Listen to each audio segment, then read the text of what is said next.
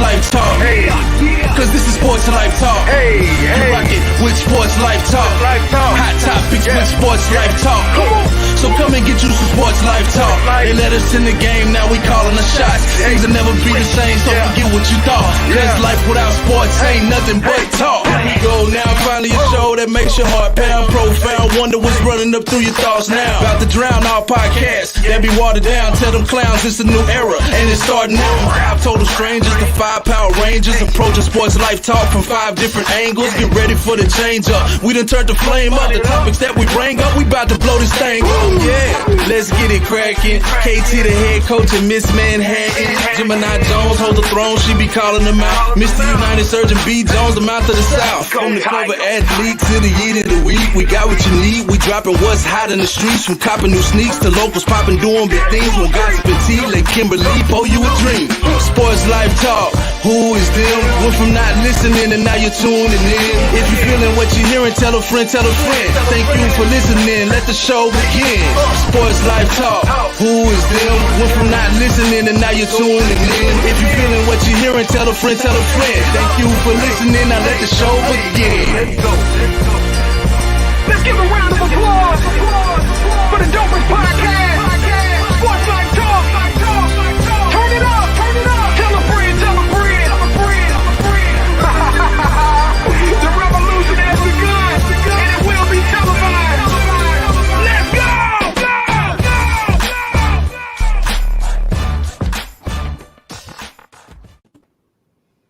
All right. Welcome to another episode of Sports Life Talk, where life without sports is just talk.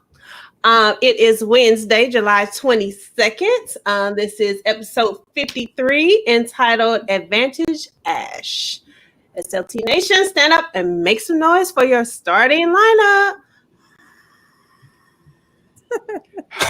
Y'all like my sound effect? Yeah.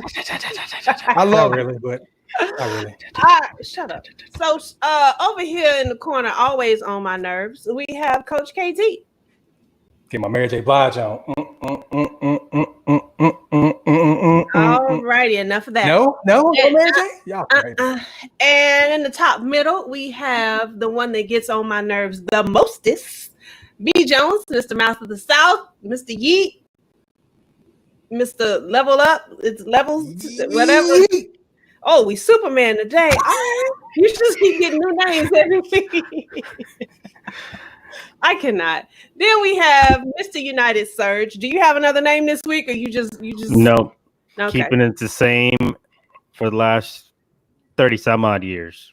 If you put your hat on, I could call you Mr. Fake Ass Russell Wilson again. Whoa, What is wrong with you? whoa, foul language. Okay, Ninot. All right. That's Whatever. Shots fired. Shots fired. Oh, I'm still mad about the little off-air comment he made a little while ago, so I had to get him back. Clearly. Tell me how you really feel. And then, of course, we have Katie, Miss Manhattan. Hey y'all. Lady. Trying to look all smart over there, like with our glasses on. Hey, can I introduce you, Pam? Go ahead. All right, and then we got our girl from Indiana, the one and only Beyonce's sister, Solange Knowles. First of all, Solange is not from me. No, I'll just mess with you, Pam. You look just like Solange today, I'm though. feeling a little Solanges today. All right, you want me to do it again? You want me to do it? Do you? All right, by way of Gary, Indiana, everybody's favorite Gemini, the one, the only, uncut in everything she does, Gemini Jones. And I feel like we should hit. Thank you. That was some steam coming from that. Okay, y'all already started. Okay, no problem. Because you already melted your microphone cover off, man. Don't even see it on the screen. You know what? Wait. Stop playing with me. I'm not doing this with y'all tonight. Just because we 2 hours early does not mean y'all get to act up. Okay. Hey, ain't nobody watching us, so we can do what we want to do. Right. Everybody go log in at 8 and go, where they at? Yeah, I know, right? At 6 o'clock today because my boo comes on at 7. So anyway, this week we are highlighting former Tennis Hall of Famer Arthur Ashe. What is the tongue twister?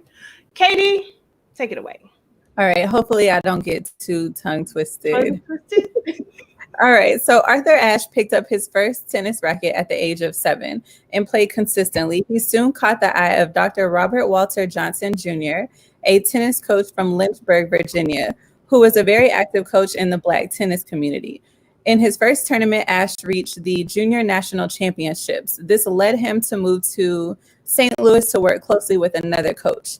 Winning the junior national title in 1960 and 1961, ranked the 5th best player in the country, Ashe accepted a scholarship to the University of California in Los Angeles. In 1963, he was recruited by the U.S. Davis Cup. In the process to refine his game, he gained the attention of his tennis idol, Pancho Gonzalez, who further helped him hone his serve and volley attack. In 1968, he shocked the world by capturing the U.S. Open title, thus becoming the first and still the only African-American male player to do so. 2 years later, he took home the Australian title. He also was the first African-American to win the Wimbledon, which remains like his U.S. Open victory, unmatched. That same exact year, Ashe became the first African-American man to be ranked #1 in the world. In 1985, he became the first African-American, became the first African-American to be inducted into the International Tennis Hall of Fame. In addition to his pioneering tennis career, Ashe is remembered as an inspirational figure. He retired in 1980. So he was plagued with health issues over the last 14 years of his life. He went under 2 bypass surgeries and 1 brain surgery. A biopsy was taken during a hospital stay, revealed that he had contracted HIV, a virus that causes AIDS, from a transfusion of blood that he was given during his second heart operation. Once he went public with his condition, he poured himself into work, raising awareness about AIDS. A couple of quotes that I found that I would like to share with y'all. True heroism is remarkably sober, very undramatic. It is not the urge to surpass all others at whatever cost, but the urge to serve others at whatever cost. And now to words about achieving success. One important key to success is self-confidence. An important key to self-confidence is preparation. So after doing my research on him, like, I am really interested in seeing like a match or two that he was in. And I want to know, so who picked him? Was it you, B. Jones, or was it KT? It was B. Jones.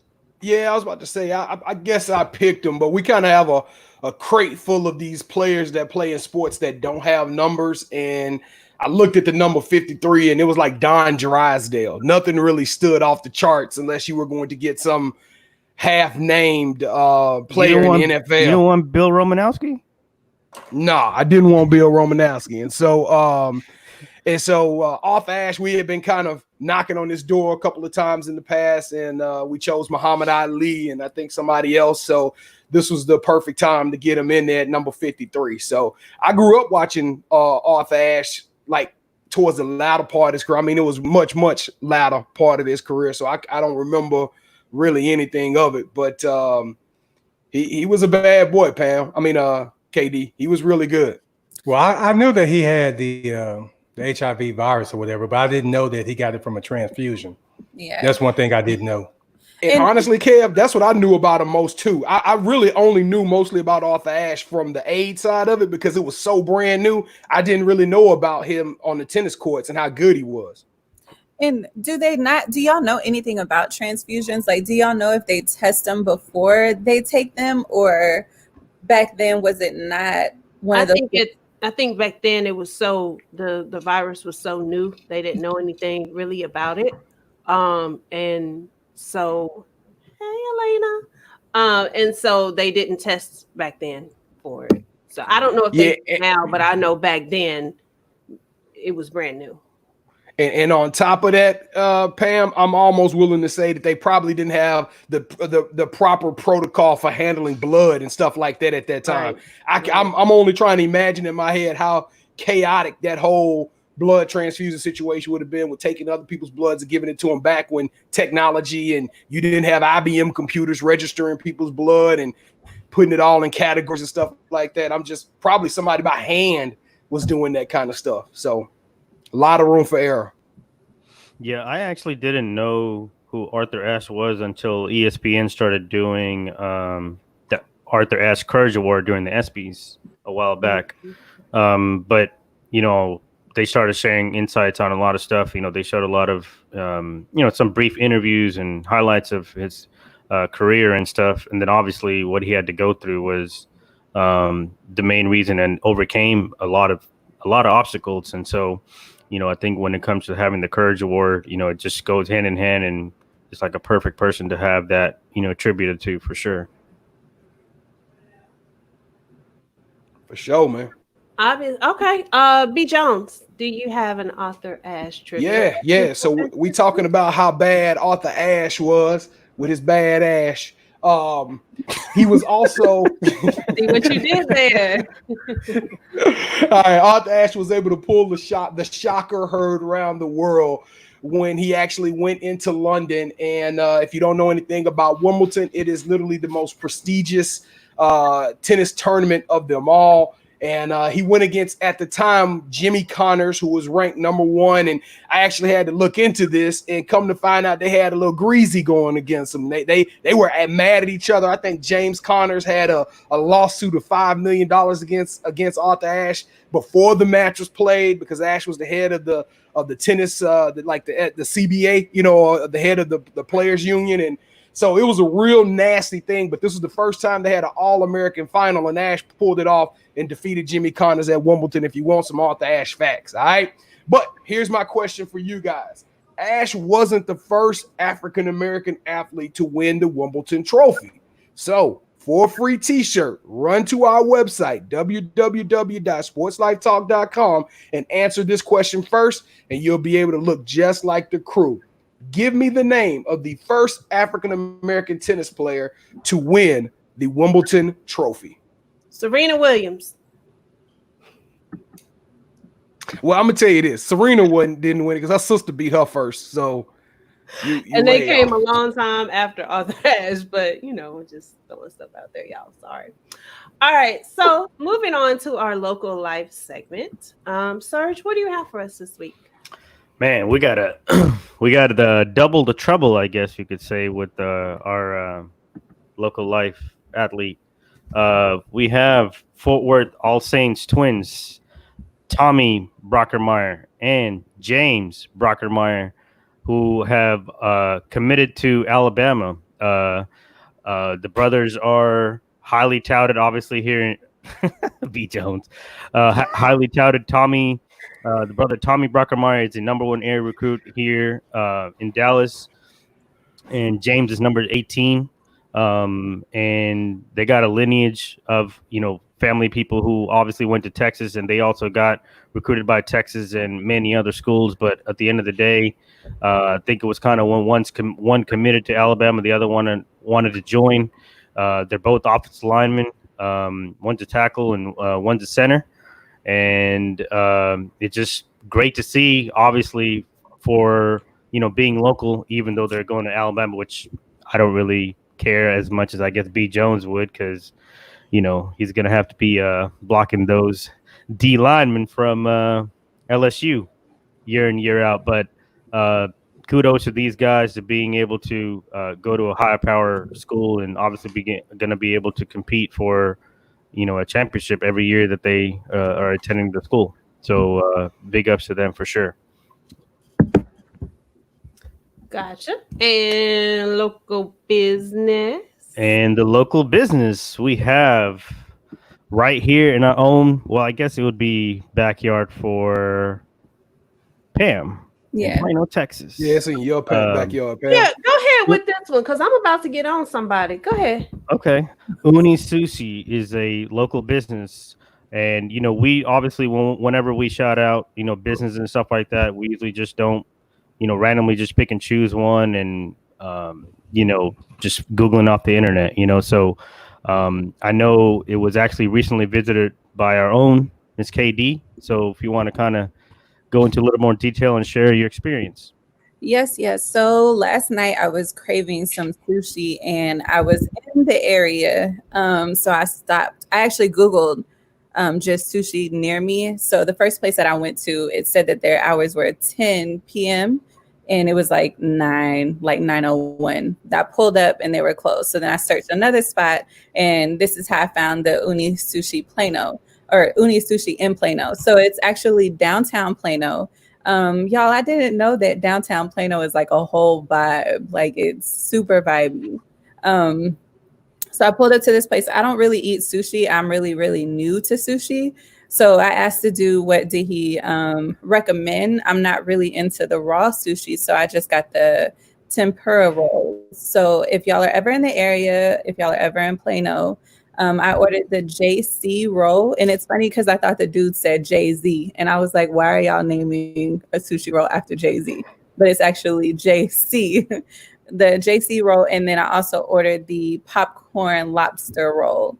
The popcorn lobster roll had a lot going on. It was like the sushi rolls at the bottom, and then it had a bunch of fried popcorn lobster on the top. But definitely the JC roll I would go with. It's a really small restaurant, but I highly recommend it. And the guy even hooked me up with some soup and some edamame. So, in the soup, I had never had it before. I had tofu. It's definitely an acquired taste, but I'm glad I finally got to taste tofu. Hey, my daughter loves sushi, so we're going to have to go check it out. You need to shoot me the name of the dude who was giving away all them freebies. Okay. So I can go and Hey, you don't look as good as KD, so that ain't going to work. I know, right? I have a question. Ooh, KD, you in trouble. How? Just tell me how you come to Plano and have sushi and don't even say, hey girl, I'm in your area. You want to go get some sushi with me? Oh, you were on a date. Oh, okay. No, I was on a date. No, I wasn't on a date. I actually, so my daughter's in McKinney. So I was going to go pick her up, and I was on my way. I was right there off of Exchange. Y'all know where Exchange Park is? y'all know Exchange. Y'all know Exchange, right? Y'all know Exchange Boulevard, right? Yeah, so then she's like, yeah, I don't really feel like coming home. So I'm like, okay. And I wanted sushi. It was last minute. So you went by yourself? Yeah, I pulled up and I took it to go and brought it. Oh, worse. Probably makes it worse. So next time when I come to Plano, I'm gonna hit you up. But I'm gonna give you an advance notice so that way we can get dressed up and pull an all-nighter and not come home to the next day. Wait a minute now. I'm too Slumber party. Hey, KD, good luck on getting 2020. Good luck on getting Pam to pull all-nighter. Pam don't stay up past 10. Y'all would be surprised about Pam. Y'all don't know about Pam. No, Pam told me let's try to end this 15 minutes early so she could take a nap before the verses. So yeah, because she's trying to pull an all-nighter. Moving right along to the kickoff question for the crew. Why am I always in the hot seat? All right. So our local life highlighted a pair of twins that recently committed to Alabama. What is the greatest combination of twins to play at the same time? Twins. Well, not twins. We're saying siblings. Siblings. I'm sorry, not twins. Siblings. All right, well, give them a couple of the options. Give them a couple of the options. Tiki and was it Rondé? Rondé. The Gasol brothers. The Curry brothers. Steph and Seth. Okay. One of them plays for the Mavericks, right? Yep. Well, no, we know which one plays with the Mavs because it was the other one. Right. The Watts, TJ and JJ. You know, they're on the Subway commercial. They got another brother, but they named him Derek, I think it said. Yeah, that's right. Derek White. The Millers, Reggie and Cheryl. Did they actually play at the same time? WNBA? I think they did. Yeah, but it wasn't WNBA at the time. What was it? The NBA? I think it was. I think she just played at something like United States Girls League or something like that. She might have played overseas. I know they played during the same era though. Okay. But she was cold. So what else? Y'all know some more? All right. Well, who you got, Kevin? Because I think Kevin gonna steal mine. So I'm gonna piggyback off of what Kevin say. No, I'm not gonna steal yours. But this dude hit me up. Hey man, which one you putting on there? I'm like, I'm not telling you. You my rival. But I end up telling him anyway. So I'm gonna let him have that one. But I'm gonna go with Cheryl and Reggie Miller because I don't think they get enough appreciation, especially Cheryl Miller, because a lot of people didn't get a chance to see her. And Reggie is a top 5 shooter of all time, so I'm gonna go with them since I can't go with the other one because of B. Jones. Okay, B. Jones, who you got? All right, so I had to go with players who were literally at the top of their game. Now, originally I was going to go with Bob and Mike Bryan because they are actually Hall of Fame tennis players that dominate. They're twins that dominated the whole doubles spectrum. But I got to go literally with the 2 dopest ones in the game, and that's Arthur Jones, Chandler Jones, who is a Super Bowl winner, and finally Mr. John Bones Jones, who at the top of his career is literally the easily one of the dopest fighters out there in the game. I don't think you're gonna find a bigger name in the MMA game than John Jones. So between those 3 combinations, that's my nastiest setup. And that was gonna be mine, by the way, but my rival texted me. If he would have said that, then I would have went with the Trufant brothers. I think they got Desmond Trufant, Marcus Trufant, and they got Isaiah Trufant. All three lockdown cornerbacks. Or I could have went with the McCourties, but I'll give it to my man Serge over here, the intellectual surgeon.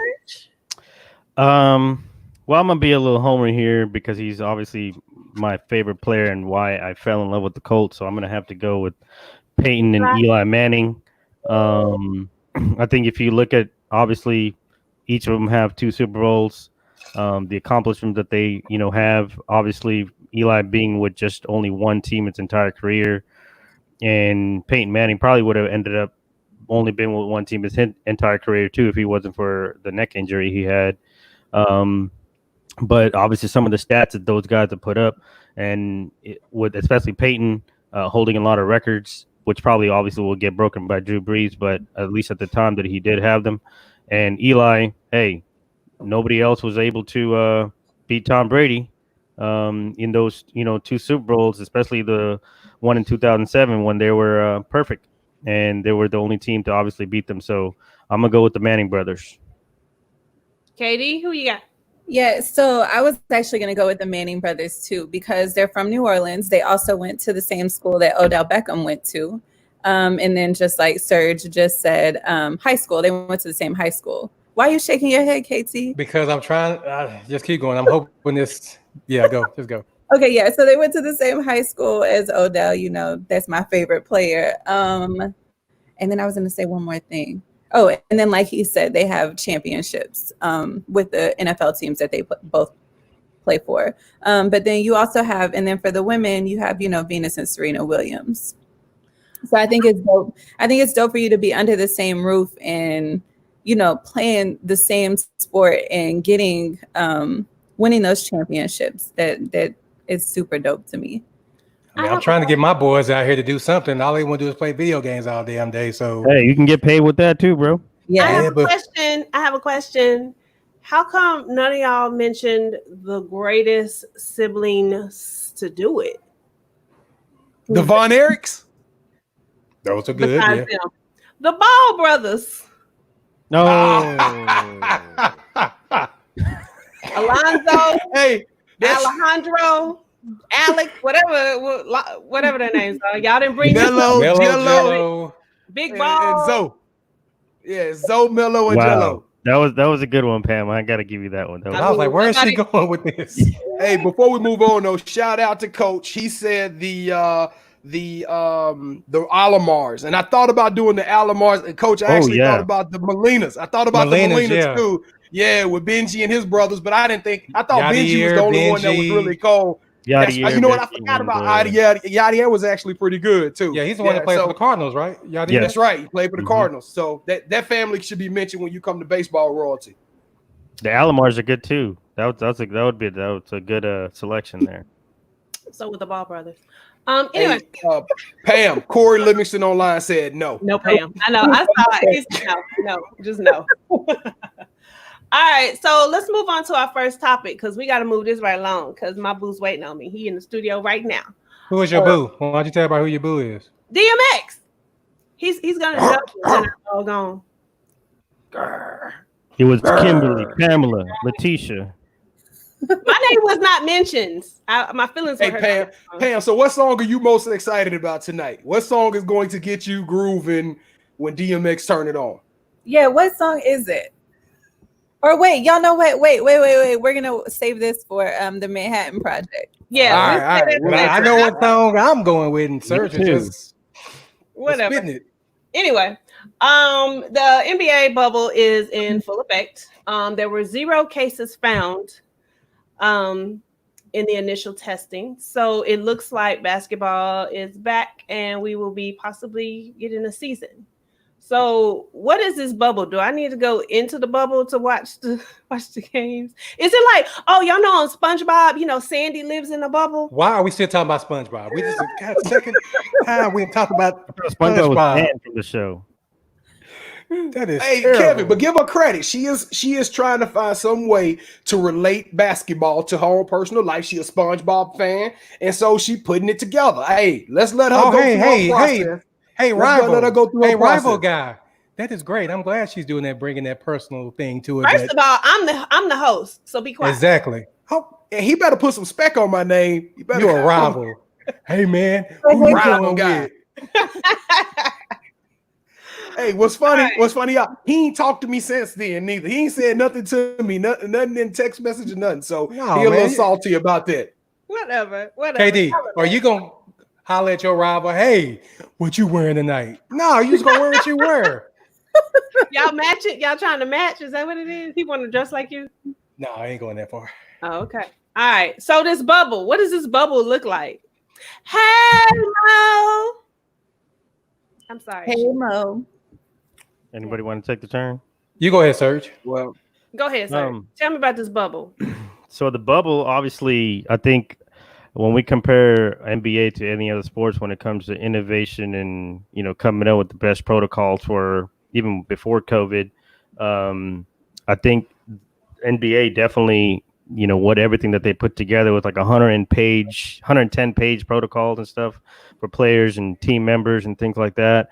Obviously, and got the blessings from Dr. Fauci, obviously with the U.S. government also, with all the plans that they put in place to keep, player safety, and for 346 players to get tested multiple times and have zero, positive results was obviously great. And I think the way that the courts are set up, they got ballrooms, that they've laid out with courts, and obviously each team gets their own certain time that they get to practice, and they got the watch that monitors your temperature. They got the little beeper thing that you have to keep with you that'll alert, beep and go off if you are within 6 feet of somebody else. Daily testing with immediate results. I mean, it's just, there's really nothing else you could do better than what they're doing, given the circumstances that they're put in. So as much as people were probably enamored and kind of annoyed by the fact that they were going to try to go back to play, you have to take into consideration you are in one area. Like, you can't leave unless it's like an emergency. You can't go to the mall, or you can't go to the beach. You can't just willy-nilly just go wherever you feel like. And they've got the players whatever they needed for the most part. You can watch movies, you can go fishing, you can go golfing, play video games, you could ping pong tables, so many other amenities to keep you busy, so that even though you're not with your family or around your friends, still keep yourself occupied between games and practices, and FaceTiming with family or whatnot. So, hey, Pam, to piggyback off your point, though, you making fun of it with the SpongeBob analogy. I 100% agree with you. I think when you put this many millionaires and this many PR people in a room, they should have came up with a better name than the bubble. How about Refuge, Sanctuary? How about the NBA Sanctuary? Something of that magnitude that would have resonated better than the bubble. I remember this little corny cheeseball movie in the 90s called Bubble Boy. Anybody ever watch that? I literally think about it every time they talk about the NBA bubble. But anyway, I would like to see some of this technology that they have in the NBA bubble go outside the NBA bubble. Like, why can't you take these watches or some of these things and just start putting them, distribute them on the street so we can get back to normal and actually get some football, something that really matters here coming. But from what I see, You know, I've been following Taylor Rooks around, and from what I can see, it looks as though this thing is going to be very legit. It looks as though it's been well thought out. I like how the NBA is doing their part and giving the players a voice with Black Lives Matter on the jerseys and the Jordan logo. I like how the Black Lives Matter is written on the court. The only thing I'm concerned about is that you have, I mean, literally the court has monitors and screens encompassing the whole entire court. So I'm trying to imagine like players shooting a shot and seeing themselves on the video shooting a shot from literally every single direction is going to be awkward. And contrary to what I initially thought. So 3 months ago, I went on air saying that I thought the fans playing a game without the fans was a bad idea. But now that I get the opportunity to watch MMA fighting and boxing, they've been boxing for the last 4 or 5 weeks, every Tuesday, Wednesday, Thursday, and Saturday. And so the energy, once like after the first 3 minutes of the fight or first 3 minutes of the event, I promise you, we're not even going to worry about the fans, and hopefully that energy that these guys create on the sideline, although 6 feet apart on the sideline, I'm hoping that they can create enough energy and excitement for us to feel it at home and the comforts of our own home. Well, I'm glad that sports are back, especially basketball, but I'm giving it 2 weeks before I just get all in because I'm not trying to be the negative person, but you are. Okay, shut up. negative. Shut up. Leave me alone, man. You're just pessimistic. Say, man, I'm coming for your neck. Ain't that what Cam Newton said? Leave me alone. Now I lost my train of thought. What was I talking about? Nothing. Oh, well, Corey, you are right. He does stalk Taylor, but can you blame him? But 2 weeks from now, that's when I really get excited because I want to get all emotionally invested in the NBA, and then they take it away. But hey, I'm gonna take what I can get for right now. I don't think that they're going to take it away. I think that they've invested too much into it. I think that they'll switch it up, maybe switch teams up or something, because I'm sure they have the other players in some type of quarantine. So that way they have like a backup, something that they can do. I don't know. That's just my opinion. But I'm just wondering what they're going to do without the side chicks. I mean, you already don't have your family. They're there. Oh, they are there. They're there. Oh, they can go? I'm just Hey, you go and just record live from somebody's room. That's what we'll do. Go ahead, man. They gave those side chicks those park passes so they can go to any different park they want. Yeah, they can go. They can be on Space Mountain in the morning. Tunnels. Yeah, they can go to Space Mountain in the morning. But hey, it's crazy that Dwight Howard hasn't been wearing his mask. Have you heard that? No. They say he's been trying to go out and not wear his mask couple of times and talked about how he doesn't believe in vaccines or whatever. We know he don't believe in vaccines or strapping up. That dude there he's just all willy-nilly. Who? You know, who are you talking about? Dwight Howard. You know he got about 6 or 7 kids. I know. I just know one kid. No. That's one of many. Side chick babies. Hey, but let's not forget that Kevin, he sat himself over there for the last month and a half and told us ain't gonna be no sports in the fall. Everything will get canceled. This right here is a sterling and defining moment that if NBA can pull this off, because we already got Major League Baseball playing, and if NBA can pull this off, it's a wrap, dog. We snapping that ball. Hey, 4 quarters of fury, LSU. We coming. Hey, why you bring up old stuff, man? This is a new show. I don't even remember what I said 2-3 shows ago. So you know that like the two other things that I also like the fact that they made this and they're already at the stage where they are is one, you know, they got these scrimmage games that they're running for the next few days just to work out any kinks from a television standpoint, from personnel, just on the floor, just social distancing, whatever, just to figure out whatever they need to do to make sure that by the time the regular season starts back up again, they'll be ready to go. And I think the fact that for majority of the teams, probably outside of the Bucks and the Lakers, you know, even though it's only 8 games as opposed to say a full 82 game schedule, you know, you have something to play for, and every one of those teams has something to play for, whether it's seeding or trying to make it into the playoffs. So I think those two things also go really well hand in hand, and it's going to be like exciting. Even the 8 games leading up to the playoffs will actually have a lot of meaning behind most of those games, and you're going to get high level intensity. Like you'll get a playoff atmosphere even within those 8 games. All right. So interesting. I didn't know what was going on in the bubble. So moving on to topic 2, let's talk about Antonio Brown. What is he doing? He quit again, right?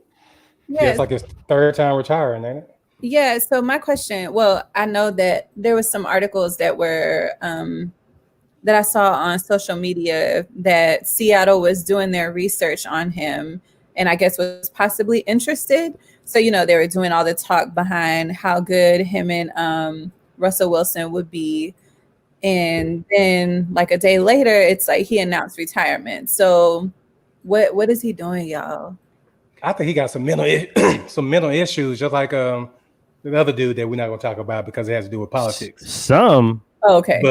But yeah, it's a lot more than some. Brown. Yeah, does he have CTE, like early symptoms of it? I don't know. It's just that, or like, is he being told that he's not going to get a deal? You know how you look, like how you said with basketball, you're not going to look forward to it, so that way you're not disappointed. So is that what's happening? Is it like, hey, we're looking at you, we're interested, but nah, we ain't gonna be able to do it, and then it's like, well, forget it, I retire.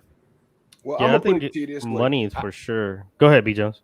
Yeah, I was gonna say that. Look, Antonio Brown has had numerous opportunities. Let's not forget that Antonio Brown is probably the second most decorated wide receiver in Steelers history. And if he would have stayed the straight and narrow, Antonio Brown probably would have exceeded a lot of Jerry Rice's records and would have been the most prolific wide receiver to ever grace the field. That guy is that talented. So I wouldn't be surprised if every other week or as soon as we hear a wide receiver for XYZ team get hurt, I wouldn't be surprised at all if we don't hear Antonio Brown's name being called out. As a Saints fan, we gave Antonio Brown an opportunity, and they said, Antonio, listen, come down to camp, come see us, and without any of this, any of your entourage or any of your camera crews, just come hang out with us and let's talk. They just wanted to see where Antonio Brown's head was. And guess what? He came with a full camera crew, recorded the whole thing, came with his entourage, and that just showed him he's not mentally stable. My only problem with Antonio Brown is that he's making people who really truly have bipolar, who have these mental health issues, he's making them look bad because the underlying condition that Antonio has is he's a tool. This dude is a DICK, flat out. I mean, let's just be real. He's an ignorant person that don't have any good sense, and he's had opportunity after opportunity, and he keeps abusing those opportunities. And then he throws this bipolar, this mental health, or the CTE card out as if we're supposed to give him a pass, man. This dude thought he was bigger than the game, and I think they just cashed his check. Ain't nobody finna pay you $8 million to play football, Antonio, because you could potentially wreck a locker room and set a whole franchise on fire. It's not gonna happen. Well, if we have any kids that can spell, I was like, I didn't see that one coming. Yeah, I think with him, I think it's money is probably a factor. He's not getting offered the money that he feels like he deserves. I think another aspect is probably also that there's probably got to be some rumblings about that he might still get some kind of punishment, even if he does get signed onto a team.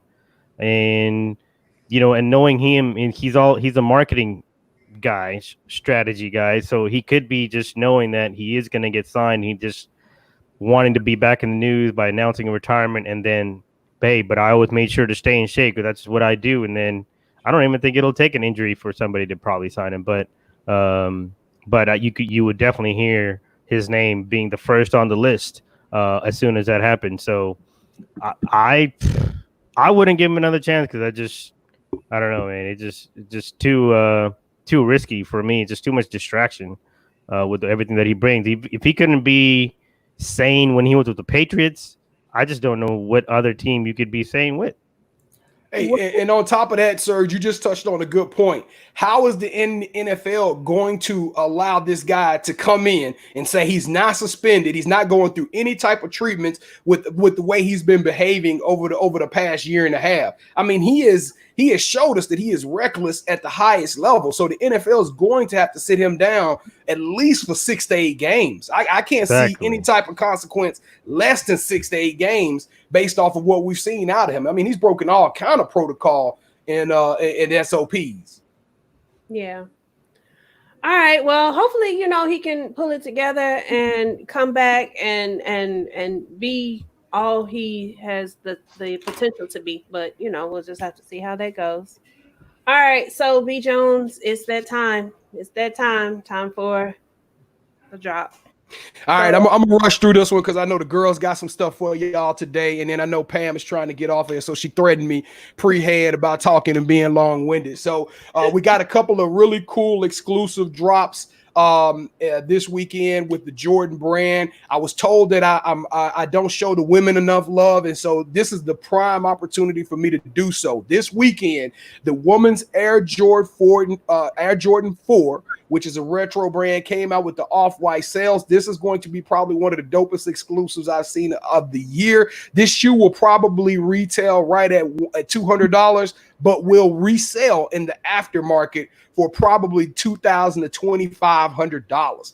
That's how exclusive. My cousin, I'm jealous of him, had the opportunity to win this shoe through one of the raffles, and he's already purchased this pair. So he literally just financed his Jordans for the rest of the year. But if you're just a casual fan like myself, I will be going after the Jordan Retro 12. They're called University Gold. If you hadn't seen them, they're kind of like the Pittsburgh Steelers color. So it's a gorgeous shoe, and hopefully you get opportunity to check out one of the mainstream locations and cop that shoe. Now, on the music side, it was actually a pretty weak week. No highlights, so I'll throw out the ones I did see. An artist named Kyle. Not sure if anybody has seen this kid, but he had a Netflix movie a couple of years ago, and he's actually a really good lyricist. He dropped an album called See You When I'm Famous. Chef G, which I had no earthly idea about this cat, but I listened to his EP, Just For Y'all EP dropped, and he actually got some dope lyrics, and he actually every song is featuring somebody on there that's pretty big name as well. And then we had two deluxe editions drop. Pop Smoke, who just released his album 2 weeks ago, released a deluxe edition with some additional songs. And then my wife was jamming, please forgive me, Pam, because I know I'm gonna butcher this, Janae Okay. Okay, Janae Aiko. Janae Aiko Alamapia released the deluxe version of Chilombo, which her new joints are pretty fire as well. So, hey, before we go on though, I finally listened to that Entanglement song by August, and if I'm Will, I'm meeting him. I gotta fight him. You talking about messing up my wife's hair and all that. Now I gotta get. We need a fighting versus. I think Will Smith gonna come out with a remix. Shoot, he need to fight him. That dude just straight disrespect. They had Rick Ross telling the whole story too. That's crazy. Yeah, I loved it. All right, y'all, it's time. My favorite part. It's time. Give it up. Hey, the man. Did you just interrupt my? My bad. I was waiting for you to finish. I'm sorry. Don't let it happen again. My hand over my mouth. Go ahead, Katie. It's the Manhattan Project. Go ahead, B. Jones. Go ahead. No, I was gonna ask y'all because can we not watch I May Destroy You? I just I didn't watch this week's episode. Well, it wasn't one. Yes, it was one. It was? Yes. So not looked at this. Or is it we was taking pictures this weekend, and I was so excited about the photo shoot, I completely forgot about I May Destroy You. Yes. Is it on episode 6 or 7? Wait a minute. We on episode 7. Should have been episode 7, but you the same one that said y'all watch it. No. Listen, if you let me finish, Miss Gemini. Wait, not you, B. Jones. No, B. Jones should have waited. B. Jones should have waited till I got into the Manhattan Project. So right, he should have. We're gonna hold this conversation, and then I'll get to that part in a sec. Good job, Kim. You got me. You trust me. Do you trust me? Got you. We got you. All right. Okay, y'all. So for the drink of the week and the wine of the week, we're going to start with the wine of the week first. So I can't remember if it was last episode or the episode before. It was last episode. What was last episode? Oh. All right. So we talked about the McBride Sisters wine. So I went to Total Wine and More. If y'all didn't know, that is like one of my favorite stores. I don't know what I went in there looking for, but I came across the McBride Sisters, the Sauvignon Blanc. It has the notes of grapefruit and nectarine with the perfect amount of acidity to cool you off on a warm summer's day. So that's what I'm drinking tonight. I know that y'all see me with my wine glass. I was actually watching, I don't know if y'all watched or heard of it. It's called Selling Sunsets. It's on Netflix. And they they sell like multi-million-dollar properties in LA. So I was watching it yesterday, and one of the chicks, she kept requesting Sauvignon Blanc. So I was like, all right, Sauvignon Blanc is going to be the wine of the week. So I just so happened to come across the McBride sisters. So I would definitely recommend it. It is a good summer wine. You drink it chilled, and it's exactly how it says, the notes of grapefruit and nectarine. And then my drink of the week, it is inspired by National Tequila Day. So Friday, July 24th is National Tequila Day, and it is also my birthday. So the drink of the week is a tequila sunrise margarita. This one called for a lot of ingredients, but I'm only going to share some that make the drink, not so much the grenadine, because it makes you make your own grenadine from sugar and pomegranate juice. But it calls for tequila blanco or tequila silver, orange juice, lime juice, and orange liqueur. You pour all the ingredients in a shaker and shake it, and then pour it over ice. Oh, and then you add grenadine to it too. And then y'all were talking about me and my garnishments last week. So if you want the garnishment, I need them. Yes. You will need orange slices to put on your cup. And then also that helps you salt the rim. So if you put the orange, you know how you squeeze the orange around the cup? Yeah. And then that's how I did my lemon wheel last week. That drink was wonderful. Yeah, last week's drink was really good. I ended up going and getting the same ingredient or the same juices that you mixed it. Yeah, it was good. Yes. Okay, so on to the topics of the Manhattan Project. So a few questions that I have. I know KT said it's political, but I'm not going to ask the political part of it. I am just going to ask just some random questions. So I know Kanye West has, he said that he dropped out of the race, but then had a public rally, I think in South Carolina. And then I don't know if y'all saw his tweets that he was writing last night. Y'all, do y'all really believe this man is in the sunken place? A sunken place. Yeah, there's something wrong with him too. Because if you follow him on Twitter, that Dave Chappelle went and tried to talk to him too. Mm-hmm. So yeah, it's something wrong with Kanye. He needs help. I don't know if it's the Kardashians. I'm pretty sure it is the Kardashians. I don't think it's the Kardashian curse. I don't either. KD, no, Lamar Odom. No. Yes, we got Lamar Odom now. We got Kanye. I think it started with his mom, and then I don't think they're necessarily doing anything to him. I just think that he doesn't always agree with what they are doing and how they are, because he started talking about Kim selling North and all this stuff, and I think there's probably some stuff going on. Chris, I don't know about Chris. I wouldn't. And then look at what's his Caitlyn, Bruce Jenner, whatever. Come on now. When you turn a whole man into a woman, it's something wrong. It's the Kardashians, man. They may look good, but I'm gonna tell you what it is. Stuff will change you. I'm gonna tell you what it is. It ain't they stuff. It's the fact that when you sit in a room and it's literally $10 billion in the room, when you add up everybody's money in there, you actually could just become your true self. And I think Kanye just exposing who he really is. Him and Antonio Brown are certified nuts. And I think Kanye he's not pulling any punches anymore. So the moment that man said that Harriet Tubman didn't free the slaves, she just let them go work for different white people. I said, oh man, this brother's in trouble.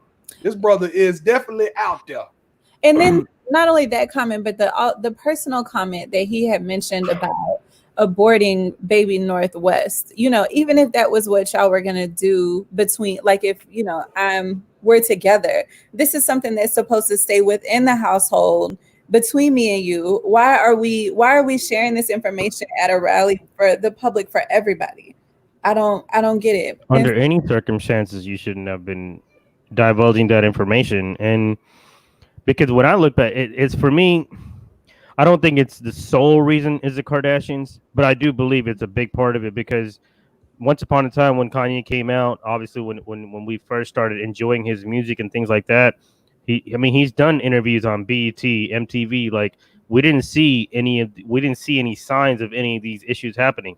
He wasn't ever really out there, as far as from what I know, at least, that we started hearing all these rumors about, like, doing heavy drugs and all these other things to where, later on in life where that might come back to you. But it's like once he's gotten in with the Kardashians is when things started unraveling. Even though, yeah, he still comes out with music and stuff. Even if you start reading between the lines, there's, subtle messages and things like that are in there too. But to now get to the point where people always thought like there's mental issues, now you were able to see it at the forefront. And, there's already people who are like, oh, you're not even sane for wanting to run for election. Okay, but other people who are famous could also run for the election. But then now you decided to come out and actually have a rally. And what people want to hear, if you're serious about running, are things that you're wanting to change, policy issues, bringing people together. Right. Hey, like if I was president, I would do this XYZ. You went on a whole different tangent about personal things, family things that, I don't know. Are people or Joe Public supposed to just, I guess, understand and just, I can relate, you're trying to be relatable to people. It just didn't come off as that. It sounded very, in a way selfish, but at the same time a little sad in a way too, because the dude needs help. And I mean, if you don't think that he does, then I mean, you must be under a rock. I'm gonna disagree with you on one part, sir. Just when you said that we didn't know that he had mental issues. No, Kanye was crazy from day one. When he came out on national television impromptu and said George Bush don't like black people, we celebrated. We thought Kanye taking up for us. When Kanye stopped for the first time I've ever seen it in history in the middle of an awards show, walked his black ass up there on stage and said this award belonged to Beyonce, we said that's genius. Kanye is defending our people. No, Kanye is nuttier than a $2 bill. You understand what I'm saying? This dude is off. And he was off his meds then, and he showed us he was off his med. And now all of a sudden that he got with these Kardashians, which a lot of African Americans don't agree with, right? They call them the Kardashians. Now that he's made that move, now it's unapologetic. Now all of a sudden, we ain't making no more excuses with Kanye because we lost him to them. And that's what Kanye been saying. Okay, so yeah, Beyonce deserved that award over Taylor Swift, right? George Bush didn't care about black people, right? But the stuff he's saying now is just totally freaking ridiculous. Yeah, think about that though. Think about how uncharacteristic those moves was. That's two different categories. You just regular statements. I mean, come on, was still outlandish behavior though. Beyonce, and then to say that Harriet Tubman didn't free the slaves, that statement had absolutely nothing to do with what was going on at that rally. Like, where did that come from? I agree with you. I'm not disagreeing with you. The dude is nuts. He crazy. But let's not forget, first off, Taylor Swift might have outsold Beyonce that year because Taylor Swift is Taylor Swift. When he said that, he was already with Kim Kardashian. Oh, was he? Well, still, yeah, he was. Everybody made excuses. She was sitting in the audience, and they, went that's right still an her. Outlandish behavior, though. That is a 100% outlandish behavior that we've never seen anybody else done it. No, because Lil Mama hopped on the stage with Jay-Z that time. Was that before or after? That was after Kanye, though. I feel like it was after. Okay, it don't matter. She hopped on the stage. Okay, we're gonna hold up. About the best thing that Kanye said though. If you have a baby, everybody should get like $1 million. That's about the smartest thing he said. If that happens, my wife better get ready because it's going down. The best thing that Kanye West ever said is she's got a light skinned friend, looks like Michael Jackson. Got a dark skinned friend, looks like Michael Jackson. I was ready for the world. She was ready for some action. Can we continue? All right. So I have two more things before y'all try to boot me off here. So the next thing is, so we did our show early tonight because the versus battle that is taking place in a few minutes. Who y'all got? Y'all DMX? I want to go Snoop, but all right. So we got DMX. Okay, let me just explain. Snoop songs make me just want to get high and get drunk. DMX made me want to go fight somebody. Like, who you looking at? So you want to fight somebody? So that explains a lot about you, Pam. That tells us all we need to know. All right. Well, okay. So me, I'm more Snoop. So I'm more of a whole catch a vibe. So me and you opposites attract. So we'll be perfect together. So you know what? I'm gonna go Snoop too. Okay. So Yeah. Wait a minute. I would have went Snoop, but after watching the Tupac movie, it made it look like Snoop got Tupac killed. So I ain't with that. I ain't with Snoop no more, man. Hey. All right, sir. I would go. I'm gonna go with Snoop too, and not only because I feel like his his database is a lot bigger than DMX. DMX does have hit songs, but I think the number of hit songs that he has compared to Snoop's hit songs, I just don't think you can go tit for tat all the way through. And I think DMX is going to run out of hits before Snoop will ever run out of hits, because you're talking about somebody who's a crossover artist too. I agree with Snoop crossover. Right. You know, DMX has really just done music pretty much by himself, or the Locks and maybe a couple other guys, but Snoop has done, music with so many different people that his library is just, I don't want to say untouchable, but it's pretty massive. We're talking about like 20 years. We had a big gap where DMX didn't have any music out, but Snoop has been releasing music for the last 25 years, Snoop Dogg best CD was down here on No Limit. Now what? No, it was Doggy Style. Stop playing. It was when he signed to No Limit, man. It was the Dog Father. No, he was down here in Louisiana. But let me say this. I think this versus is absolutely genius. The dog against the dog thing. And then they have been, I don't know if y'all have seen like the little commercial and stuff they've done for it. Like, I'm just here for the whole thing. I love Snoop too. Don't get me wrong. This whole night is just about to be epic for me. Y'all got 4 minutes. Actually, they're not gonna be on time. They're not. And I got it on my TV, so I'll make sure that I let you know. Great. But and not to interrupt, but Scoop said that he was with Kanye was with Amber Rose at that time, and I think he was right. Yeah, he was. Yeah, that's okay. I'm gonna have to check the tape on that, but okay. Pam, what you drinking tonight? Huh? What you drinking tonight during the? Well, I did have Stella Rosa, the peach, but it's gone. Since we doing Snoop and DMX, I'm gonna have to pull out some vodka or something. Oh, and I got some gin, so I can't drink gin. You guys are Mary Jane too? Yeah. Oh, somebody telling themselves. Oh, okay. All right. But hey, no, you gotta ask, what's the go-to song though that gets you crunk? What's my song? Yeah, with DMX. How's it going down? Yo. Yeah. Games are being played. How's it going down? So it's on, and I got to know now. Is you give me your word? I can't say this. But hey, mine is that one with Cisco. When that beat drop, what you want?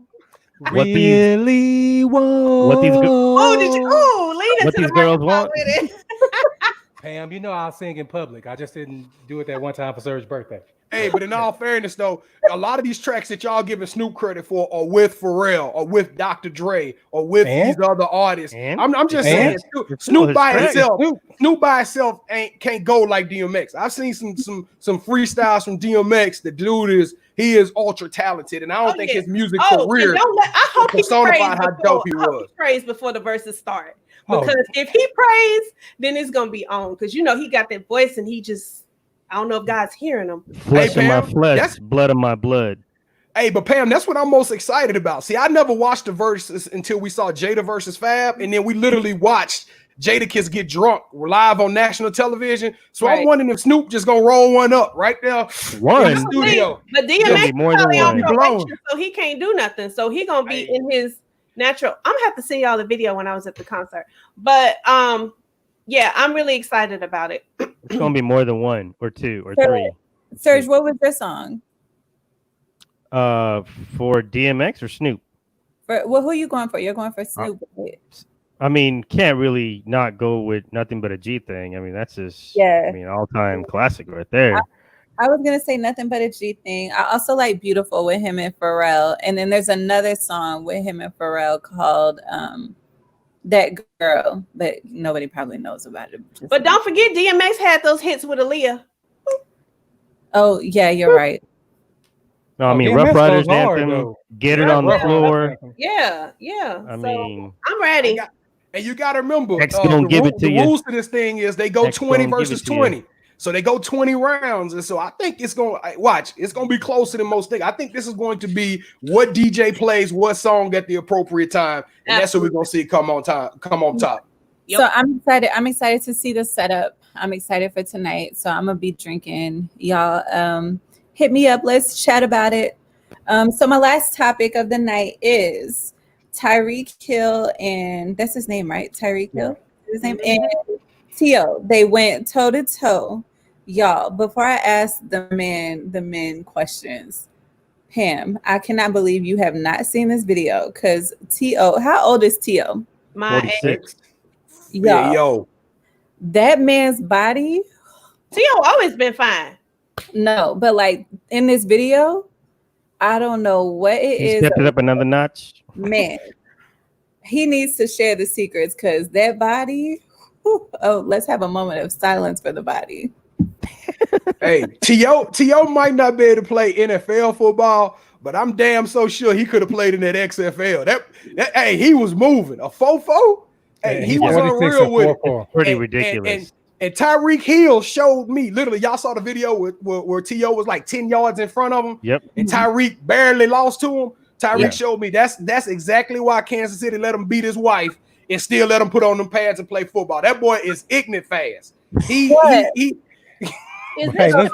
this Ocho Cinco with him?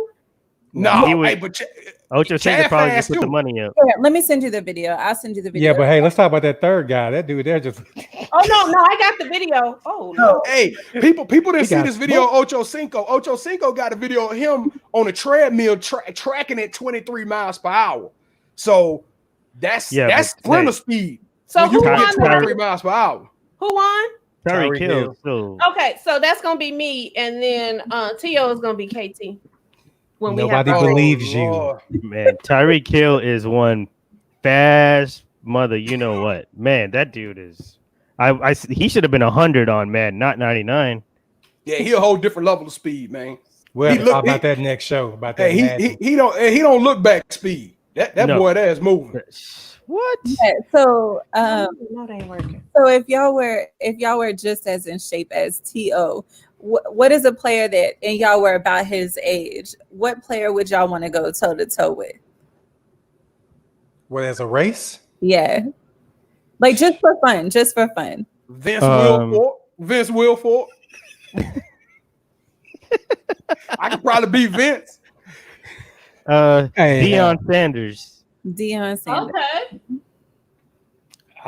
Probably Darryl Green. I don't know. Darryl Green was fast. Hey, you kind of look like Darryl Green, though. No, the hell I don't, sir. Just because you look like Russell Wilson, Darryl Green was fast, man. Put that on me. I would want to race Venus. I mean Serena. I'm sorry. Serena. First of all, Coach, don't get hurt. Talk about DMX. He is not 5'2". He ain't tall though, so don't trip. 5'9". He's definitely not tall. I want to race Lolo Jones. All right, so she fast. Yes. Lolo Jones. Okay. If any of she fast for real. If any of our listeners have any what is it, like some foundations or people that we can donate to, or organizations? Yes, organizations. If y'all know any organizations that help feed the homeless, if y'all can please reach out to me because I would like to do something. So yeah, if y'all know any, please share the details, and then I'll have more information about what I would like to do later. All right, y'all. That's all I got. All right, let's move on to the yeet. All right, so we in the final minute, so I'm gonna try to be as brisk as I possibly can. But sometimes a story will come along that just literally baffles me and blows my mind. And we've all seen these paraplegic individuals in the Olympics, and we've seen some phenomenal feats of what individuals can do when they put that mind over matter. But I saw a story that relates true to my heart. A gentleman named Rocky Stottenberg, aka Rocky No Hands, had an accident at the age of 19 years old where he fell. It was a nasty fall. He broke 2 of his vertebrae, but unfortunately that fall left him paralyzed. After getting his mental confidence back together, Rocky decided he wanted to play the video games that he loved growing up as a kid, and Rocky had to reteach himself how to play video games through the nature of this new innovative scientific device called a quad stick. Rocky does not play with his hands. He plays 100% with his mouth. And just watching the kid play is phenomenal. So this is where the story gets yeet worthy. All right. So a paraplegic person playing video games is not yeet worthy. I saw the Xbox commercial where they showed the little boy do it, and it's funny. All right. But this is where it gets yeet worthy. Rocky goes and plays competitively and streams his game. So not only is Rocky going against the world's best, but he's winning. He's achieving kill totals of 13 per game. Whereas if I played the game, an able-bodied person that's been playing video games my whole life, I would get 2 or 3. And that would be on a good day. This dude is a monster. It took him 3 days alone just to set up the quad stick to the right peripheral settings so he can learn how to play. And for that, Rocky, your tenaciousness, your never say die, your relentlessness, and your ability to execute at a high level, you, sir, deserve a yeet.